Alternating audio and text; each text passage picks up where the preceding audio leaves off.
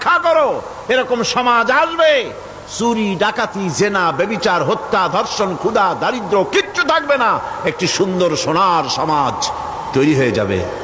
আল্লামা দিলওয়ার হোসেন সাঈদীকে আজকের এই মুহূর্তে আমার বড়ই মনে পড়ছে।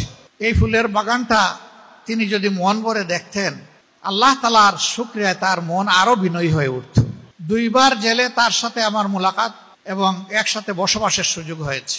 বের হয়ে আসার সময় আমরা পরস্পরকে জড়িয়ে ধরেছি, কান্নাকাটি করেছি।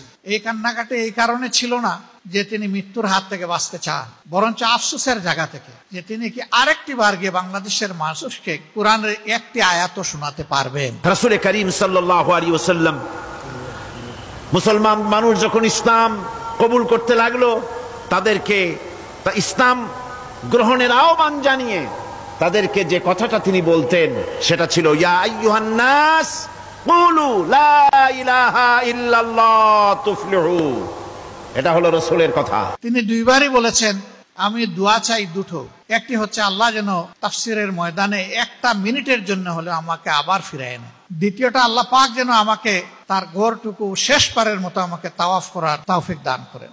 বান্দার সকল আশা দুনিয়ায় পূরণ হয় না। আল্লাহ তাআলা সাবিরিনদের জন্য আখিরাতে তার জিম্মায় অনেক নিয়ামত রেখে দিয়েছেন। আল্লাহর নবী বলতেন, মানব সকল কল্যাণ যদি পেতে চাও, মুক্তি যদি পেতে চাও, বাঁচতে যদি চাও, যদি শোষণ বঞ্চনা থেকে যদি মুক্তি পেতে চাও, তাহলে পড়ো লা ইলাহা ইল্লাল্লাহ। জোরে পড়েন লা ইলাহা ইল্লাল্লাহ, লা ইলাহা লা ইলাহা লা ইলাহা ইল্লাল্লাহ মুহাম্মাদুর রাসূলুল্লাহ। এই কালেমা পড়ো, এই কালেমা ঘোষণা দাও, এটার অনুসরণ করো, নাজাত পাবে।